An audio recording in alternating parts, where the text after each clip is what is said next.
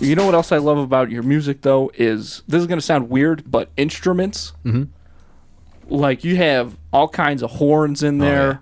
Oh, yeah. Drums are obviously very prevalent, as is bass and stuff.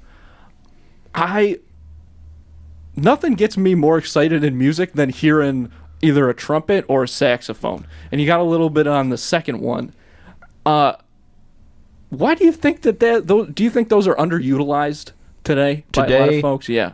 It's weird. They definitely were yesterday, and I think people noticed. And I was just at Fits in the Tantrums last night, and the biggest featured instrument was this guy on a Barry sax. And all the music I like that's out right now is featuring that stuff. I think people realized there was a void and they wanted to fill it. So I think we're cool now. I think it's nice and heavy right now, just the right spot.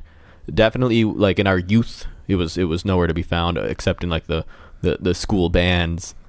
And then there was a stigma that goes along with that. And I played the saxophone in a school band in 5th grade. There you go. I bet you tenor sax.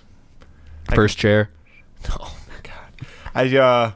I could play Pink Panther, the theme song, you know, and I could play the Simpsons theme song. Never got to the songs that I was supposed to learn how to play, but I did a really good job of going like this during the concert. Stood up to do, you know how, I don't know if you guys remember this, but were you in band? Yeah, you played the trumpet. Yeah, I did. You held the trumpet. I held the trumpet in band. Yeah, that's what I did with the saxophone too. Yeah. So, you know how they would make each instrument stand up and do a scale at I remember there would be like one guy concert from each instrument that would like get my year they asked us all to do it. And I didn't play a note all concert, but I was humming when we got the nod to do the scale. And I absolutely let one squeak, like just bad. It sounded so bad. But Derek Stolbrell, shout out Derek. He was the other guy playing tenor sax, and he could play any instrument that you handed him better than most people that I know. So he covered my ass for a lot of that night. So shout out to Derek. Oh yeah, he's a great musician. Oh yeah, fantastic. I love Derek. Yeah, he's a good guy. He's been on the podcast before, and you guys were good pals back in the day. Yeah, great guy, great saxophone player. I'm so glad to hear that we're out of the void. Oh yeah, because the horny void, it ceased. When you put it like that, it doesn't sound so bad. But I am glad that we're out of the horny void. Horny Void t-shirts available right now, joerossetti.com. Because, man, saxophone, for my money, coolest instrument ever. The sexy sax. The sexy sax. The saxophone is everything. It can be very sensual, George Michael's.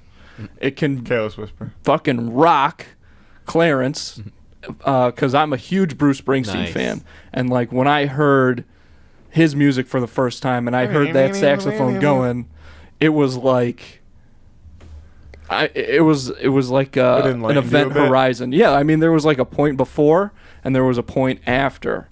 And I remember there was one song by Saints Motel. That had a saxophone in it. Yeah, they have a few. Just My Type. Yeah, that big one is that's the one that like everybody knows. That's the one that I knew. That's the one I was thinking of. Man, I'm glad to hear that it's back. Yeah, I hope more people start using it. But just keep your ears open. You'll notice it everywhere. Really.